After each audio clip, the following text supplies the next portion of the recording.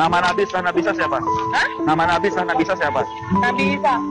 Yang kita mohonkan adalah lil muttaqina imama, panutan bagi orang-orang yang muttaqin. Kalau orang-orang bertakwa sudah menjadikan dia sebagai panutan, berarti posisi dia adalah orang bertakwa yang memiliki ketinggian tertentu.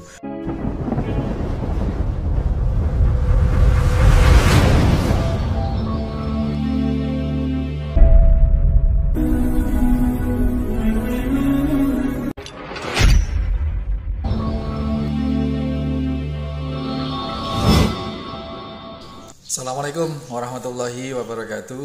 Teman-teman sekalian, khusus video kali ini saya kehabisan kata-kata melihat situasi, melihat fenomena yang menyedihkan, sangat menyedihkan. Saya tidak ingin mengomentari banyak hal tentang hal ini.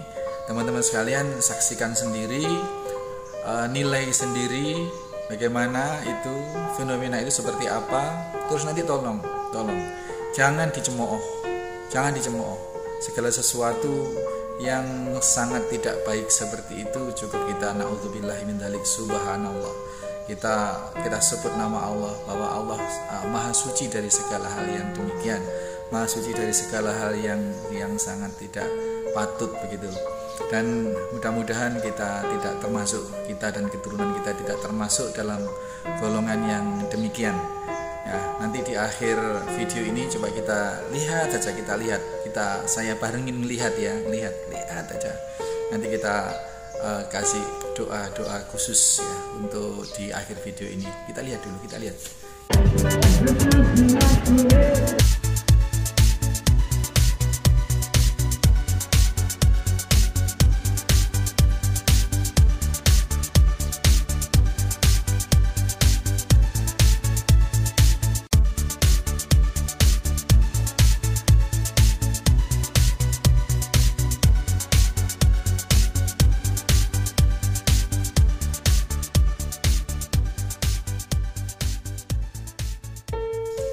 Miris ya teman-teman sekalian, miris.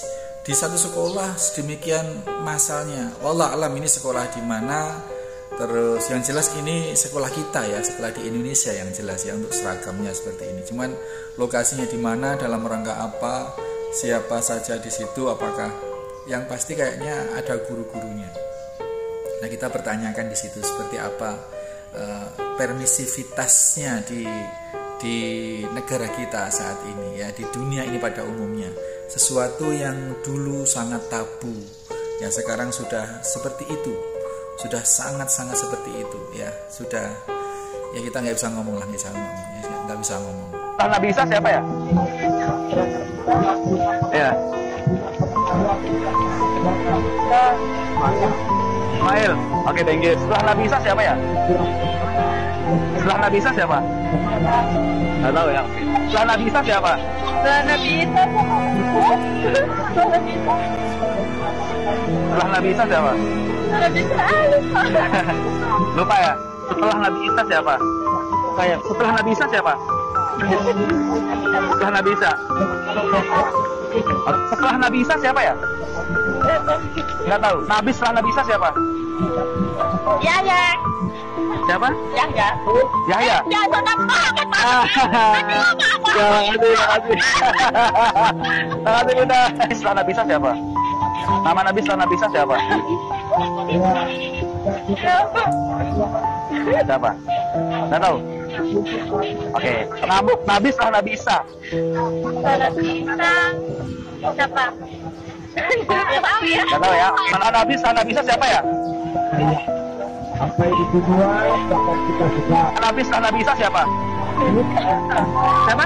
Nabi Musa. Nabi Musa ya. Oke. Nama Nabi setelah Nabi Isa siapa ya? Lupa, itu Lupa. anak-anak. Nama Nabi setelah Nabi Isa siapa ya?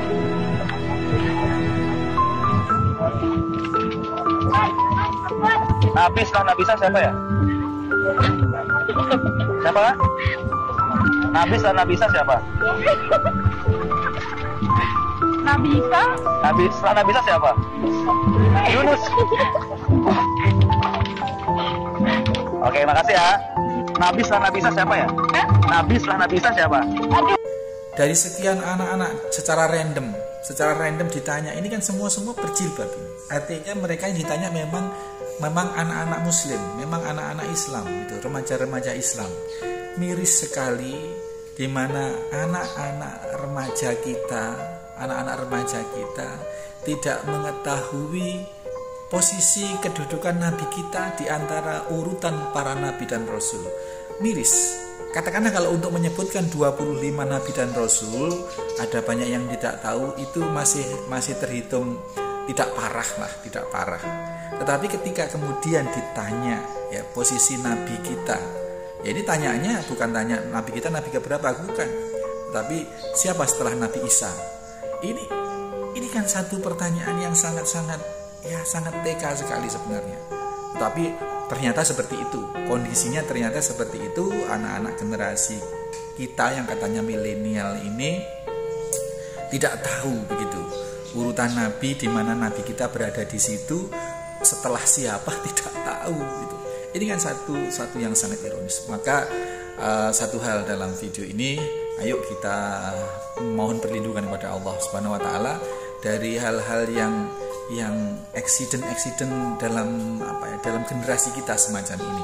Mudah-mudahan kita, anak keturunan kita diselamatkan dari hal-hal yang demikian, ya, dari fitnah-fitnah dajjal, ya, dari fitnah-fitnah situasional, dajjal secara sistemik, ya. Kalau secara wujudiahnya nanti di akhir zaman, ketika menjelang hari kiamat itu akan muncul dajjal secara jasadiahnya. Tapi sekarang secara sistemiknya sudah menggejala di mana-mana. Kita bekali dua hal. Yang pertama, dari sisi kita dan anak-anak kita mohonkan, kita amalkan menghafal surat Al-Kahfi 10 ayat pertama dan atau 10 ayat terakhir itu kita hafal, ya. Kita hafalkan, kita amalkan. Kita ngajikan kalau perlu di kesempatan zikir pagi dan petang. Meskipun tidak ada klausul untuk dibaca saat apa, tidak, tetapi itu dihafalkan. Kemudian kita sering murojaah, sering kaji, kita sering mengajikan, sering melafalkan, ya, supaya ya diagendakan saja. Misalnya setiap zikir pagi dan petang disisipkan di situ dengan niat memohon keberkahan Allah Subhanahu wa taala atas surat Al-Kahfi yang telah dijanjikan oleh baginda Nabi sallallahu alaihi wasallam untuk kita akan terhindar dari fitnah dajjal dan sistemiknya yang sekarang sudah sangat mengejala ini. Kemudian secara umum kita sekeluarga kita mohonkan kepada Allah dengan doa yang sedemikian sangat masyhur, yang sahih diajarkan oleh Nabi sallallahu alaihi wasallam, Rabbana hab lana min azwajina wa dzurriyyatina qurrata a'yun waj'alna lil muttaqina imama. Ya Allah, jadikanlah pasangan hidup kami, keluarga kami, anak keturunan kami yang menyejukkan mata apabila dipandang. Artinya menyejukkan ketika mereka mengikuti jalan Allah Subhanahu wa taala. Dan jadikanlah waj'alna lil muttaqina imama, jadikanlah kami